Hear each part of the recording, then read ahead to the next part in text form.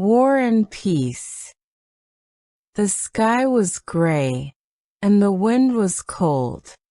Smoke rose from the small town that once was full of life. Children no longer played in the streets. The houses were broken, and silence filled the air.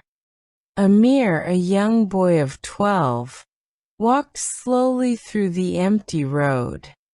He held a small toy car in his hand, the only thing he saved from his home.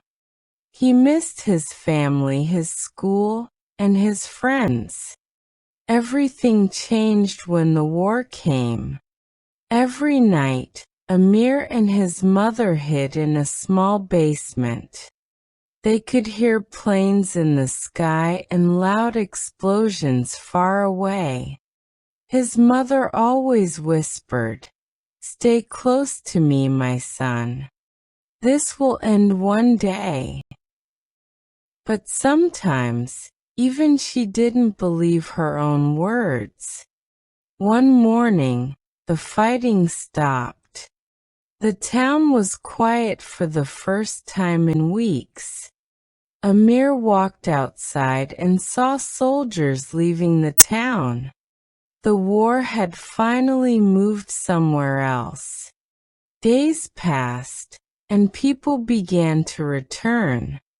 Slowly, life started again, like a flower growing after a storm. Amir helped his neighbors clean the streets. He found an old piece of chalk and drew a smiley face on a broken wall. A little girl saw it and laughed. It was the first time Amir heard laughter in a long time. Soon more children joined him. They played with stones, sticks, and their imagination. The soldiers were gone, but the fear still lived in many hearts. Some people had lost their homes. Others had lost someone they loved. One afternoon, Amir saw a man planting flowers near the ruined school. He walked closer and asked, "Why are you planting flowers here?" The man smiled gently. "Because peace also needs to grow, just like flowers." Amir liked that idea. Every day after that, he helped the man plant more flowers. They didn't have much. No toys, no books, no clean streets. But they had hope. And hope was enough to start again.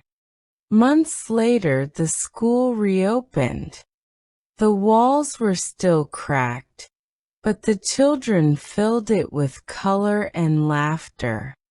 Amir wrote on the board, "Peace is stronger than war." The teacher saw his words and smiled with tears in her eyes. The sun began to shine again over the small town. People smiled more, talked more, and helped each other rebuild. Amir stood on a hill and looked at his town. It wasn't perfect, but it was home again. He held his toy car and whispered, "War broke many things, but it didn't break our hearts." Peace had finally returned, not because the soldiers left, but because people chose to believe in kindness again.